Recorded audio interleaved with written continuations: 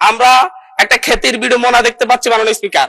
সর্বশেষ এরকম খ্যাতির বিড়ম্বনা দেখা গিয়েছে এবং শেখ মুজিবুর রহমানের ক্ষেত্রে। যেদিকে তাকিয়েছে শিক্ষা প্রতিষ্ঠানের নাম বলেন, বিশ্ববিদ্যালয়ের নাম বলেন, রাস্তাঘাটের নাম বলেন, সব শেখ মুজিবুর রহমানের নামে। শেখ মুজিবুর রহমান মৃত ছিলেন, উনি হয়তো জানতেন না ওনার নামে সব জায়গায় এত কিছুর নামকরণ করা হয়েছে। কিন্তু আমাদের এই সংসদে একজন প্রতিমন্ত্রীর সেই খ্যাতির বিড়ম্বনা আমরা দেখতে পাচ্ছি।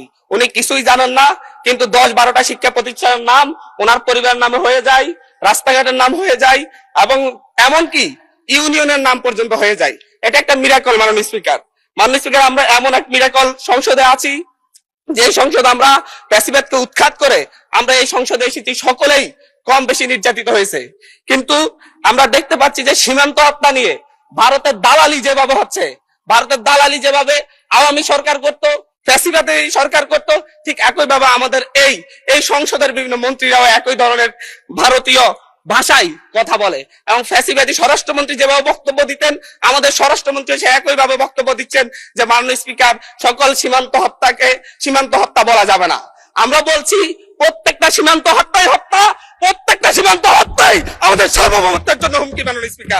মাননীয় স্পিকার, বাংলাদেশে আমরা 2024-এ পরবর্তী এতদিন আমরা মব কালচারের কথা বলেছে যে হচ্ছে ডক্টর ইউনূস সরকারের সময় মব কালচার অনেক বৃদ্ধি পেয়েছে, কিন্তু আমরা দেখতে পাচ্ছি বাংলাদেশ ব্যাংকে মব সৃষ্টি করে গভর্নরকে বের করে দেওয়া হচ্ছে। আমরা দেখতে পাচ্ছি বাসুসে মব সৃষ্টি করে বাসুসের এমডি কে বের করে দেওয়া হয়েছে।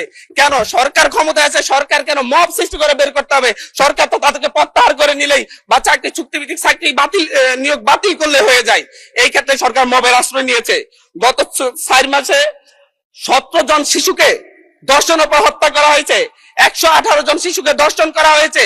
কিন্তু আমরা দেখছি যে এবং সারা বাংলাদেশে এই ধর্ষণের সংখ্যা প্রায় 5 শতাধিক এবং সারা বাংলাদেশে 6 শতাধিক খুনের ঘটনা ঘটেছে। আমরা স্বরাষ্ট্রমন্ত্রীকে এখানে প্রেমজনিত একটা শিবির নেতার ব্যাপারে আমরা এখানে বিবৃতি দিতে দেখেছি, কিন্তু মাননীয় স্পিকার, আমরা ওনার নিজ আসনে ডাকাতির পরে মা মেয়েকে যে ধর্ষণের ঘটনা ঘটেছে সেটার বিবৃতি আমরা এই সংসদে দেখি না। মাননীয় স্পিকার, বাংলাদেশের ন্যায় বিচার সুবিচারের কথা বললে সেটা যদি হচ্ছে একপাক্ষিক হয়ে যায়, দলীয় হয়ে যায়, তারও বড় সমস্যা। আমি এই সংসদে বলেছিলাম আমার এলাকায় অভিযোগ উঠেছে সাপলাগলিতে ভোট দেওয়ার কারণে বিএনপির লোকজন একজন নারীকে ধর্ষণ করেছে। আজ পর্যন্ত এটার কোন সরকারি তদন্ত রিপোর্ট নাই। এই ব্যাপারে আমাদের স্বরাষ্ট্রমন্ত্রী এখানে দাঁড়িয়ে কোনো ব্যাখ্যা দিবেন কিনা মাননীয় স্পিকার আমি জানি না। মাননীয় স্পিকার, আমাদের এই একটা বাজেটের ঠিক পূর্ব বাজেট ঘোষণার পর দিনই বাংলাদেশে নিত্য পণ্যের দাম বৃদ্ধি হয়ে গেছে। চালের কেজি বেড়ে গেছে 7 টাকা, আমাদের তেলের লিটারে বেড়েছে 5 টাকা। কিন্তু হচ্ছে আমরা সরকার বলছে জনগণের আস্থা ফিরে এসেছে। কিন্তু মাননীয় স্পিকার, আমাকে আরো 3 মিনিট সময় বাড়িয়ে দিবেন, আমি এই কথাগুলো বলতে চাচ্ছি জনগণের হয়ে। মাননীয় সদস্য, সম্মানিত বিরোধী দলীয় চিফ হুইপ 7 মিনিট দিয়েছেন আপনাকে সময়, তারপরেও আমার ডিসক্রিপশনে আরো 1 মিনিট বাড়ানো হলো। ধন্যবাদ। মাননীয় স্পিকার, সরকারের এই বাজেটের উপর যে জনগণের আস্থা নেই, ব্যবসায়ীদের আস্থা নেই, তার প্রমাণ বাজেটে খাদ্যপণ্যের দাম কমানোর একদিন ঠিক অব্যাহতির পরেই চালের দাম, ডাইলের দাম খুচরা বাজারে বেড়ে যাওয়া। মাননীয় স্পিকার, আমাদের মাননীয় প্রধানমন্ত্রী আজকে এখানে নেই। উনি যখন বিভিন্ন ভাষণে গিয়ে অসত্য তথ্য দিয়ে বলেন বিরোধী দল মিছিল করতেছে মদের দাম কেন বৃদ্ধি করা হয়েছে, কেন সিগারেটের দাম বৃদ্ধি করা হয়েছে, এরকম অসত্য তথ্য দিয়ে যখন মাননীয় প্রধানমন্ত্রী বক্তব্য দেন, আমরা খুবই আশাহত হই। মাননীয় স্পিকার, আমরা আশাহত হই যখন ঋণ নিয়ে কথা বলতে গিয়ে সংসদে যখন আমরা ঋণ নিয়ে কথা বলতে চাই, ব্যাংকের ঋণ নিয়ে, ইসলামী ব্যাংক দখল নিয়ে যখন আমরা কথা বলতে চাই, তখন মাননীয় প্রধানমন্ত্রী দাঁড়ায় যখন বলে আপনারা সবাই জমিদার, যারা ঋণ নেন নাই, এর মধ্য দিয়ে মূলত মাননীয় প্রধানমন্ত্রী ঋণ খেলাপিদেরকে উৎসাহিত করেন। মাননীয় স্পিকার, আমরা এই ধরনের সংসদ আর চাই না। ধন্যবাদ মাননীয় সদস্য, ধন্যবাদ। একটু বসেন, আপনি একটু বসেন। জি, একটু আরো 3-4 জন দাঁড়িয়েছে, আমি আপনাকে ডাকবো। সবাই একটু ধৈর্য সহকারে বসি আমরা, please. Thank you. Mister Joynul Abedin Faruk, মাননীয় সদস্য। অর্ডারে আপনার ডিসকাশন আছে, আপনি এটা দিতে পারেন, যেহেতু সংসদ নেতাকে নিয়ে কথা বলা হয়েছে। আমি আপনাকে বিনীত অনুরোধ করব, আমরা যেমন তেমনি দাঁড়াই না, যখন একটা অসত্য তথ্য এই সংসদে উপস্থাপন করা হয় তখনই আমাদের সংসদের আমাদের সদস্যের পক্ষ থেকে কথাটা বলার দরকার। সেজন্য আপনার অনুমতি চাই। জি, বসেন। মাননীয় স্পিকার, মাননীয় সদস্য একটু একটু একটু আপনি যেহেতু বসলাম। মাননীয় প্রধানমন্ত্রীর কথা বলেছেন, মাননীয় সদস্য মির্জা ফখরুল ইসলাম আলমগীর সাহেব কিছু বলবেন কিনা এই বিষয়ে, যদি আপনি ডেলিগেট করেন ওনাকে দিতে পারি।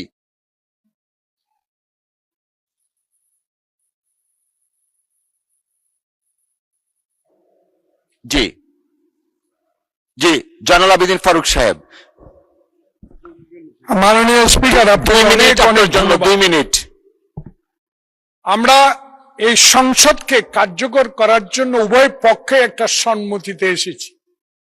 এই সংসদে কোনো অসত্য বাক্য উত্থাপন করা হোক বা এমন কথা বলা না হোক যে কথায় আমাদের মান সম্মান হানি হয়, সংসদ নেতাকে কটূক্তি করা হয়। এ বিষয়ে আজকে নতুন প্রজন্মের জুলাই আন্দোলনের নেতা, উনি আমাদের নোয়াখালী অঞ্চলের মাননীয় সংসদ সদস্য, উনি একটি বক্তব্য রেখেছেন।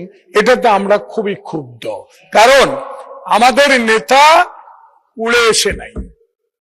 শহীদ প্রেসিডেন্ট জিয়াউর রহমানের সন্তান, দেশ নেত্রী বেগম খালেদা জিয়ার সন্তান। 16 বছর ধরে যিনি এই দেশের মানুষের গণতন্ত্রের জন্য, ভোটাধিকারের জন্য সংগ্রাম করেছেন। আজকে কোন লুটের ভোটে নয়, 10টা হুন্ডার 20টা গুন্ডার ভোটে নয়, একটা সুষ্ঠু ভোটের মাধ্যমে সংখ্যাগরিষ্ঠ অর্জন করে সরকার গঠন করেছে। তাই আমরা আজকে যে অসত্য সংসদ নেতা নিয়ে অসত্য কথা বলেছেন, এটা এক্সপান্স করার জন্য আপনার কাছে বিনীত অনুরোধ জানাচ্ছি।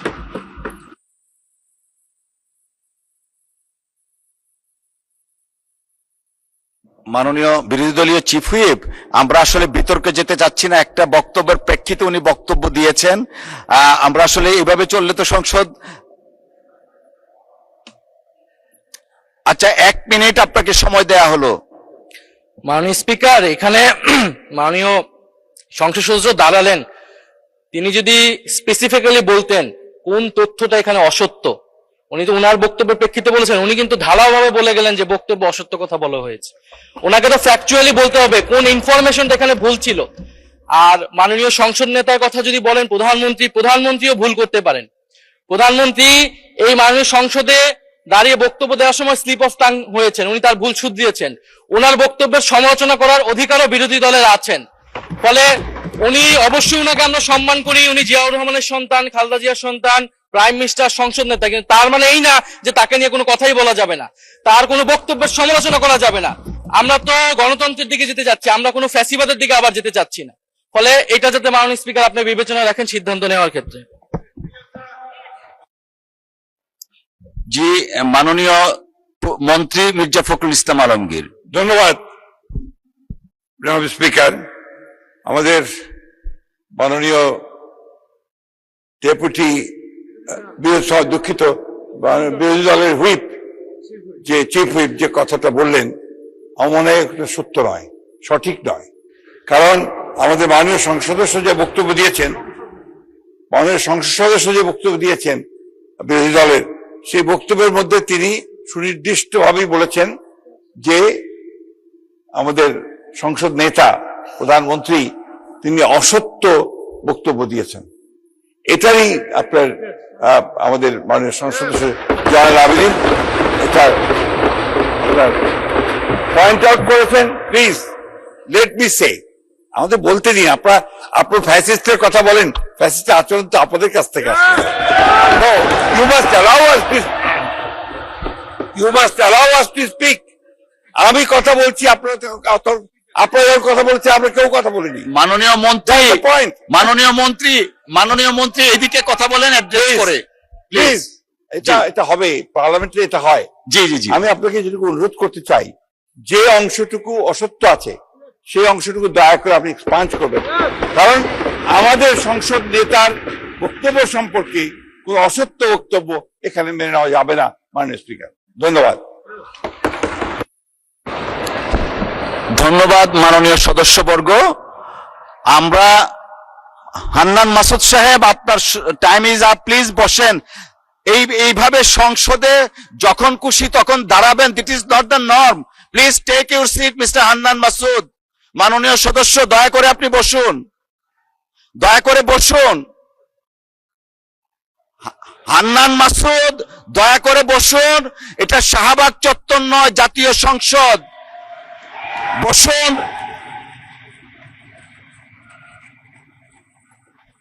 May I humbly request you to take your seat, please?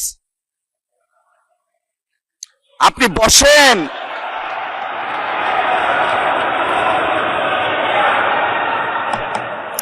মাননীয় সদস্যবর্গ, মাননীয় সদস্য নোয়াখালী 6 আসনের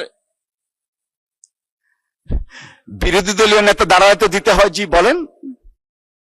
ধন্যবাদ মাননীয় স্পিকার। আমাদের এই হাউজেরই একজন সদস্য হান্নান মাসুদ বক্তব্য রাখতে গিয়ে তিনি সংসদ নেতার ব্যাপারে কিছু কথা বলেছেন। আমি আপনাকে অনুরোধ করব, বাইরের কোনো বিষয়কে টেনে এখানে এনে এক্সপাঞ্জ করা বা বক্তব্য দেওয়া কোনোটাই যেন এলাও না করা হয়। কারণ আপনি এইমাত্র বলেছেন যে এইটা সাভার স্কয়ার নয় বা শাহবাগ স্কয়ার নয়। তার মানে হচ্ছে সংসদের ভিতরে একটা সংসদীয় নর্মস আছে, বাইরেরও একটা গ্রামার আছে। যার যার গ্রামারকে সেই জায়গায় আমরা রাখি। বাইরের জবাব বাইরে দিব, সংসদের জবাব সংসদে হোক। তবে এটা সত্য, এটা অসত্য, এই ঝগড়ায় যদি আমরা যাই তাহলে অনেক কিছু আমাদের জন্য হয়তো বা লজ্জাজনক হয়ে যাবে। আমি চাচ্ছি না কারো সম্মানের সাথে এই লজ্জাটা লেগে থাকুক। এই জন্য আমি অনুরোধ করব, এই বিষয়ের পুরাটাই আপনি এখান থেকে ইগনোর করুন, সেইটাই আমাদের জন্য কল্যাণকর হবে। ধন্যবাদ মাননীয় স্পিকার।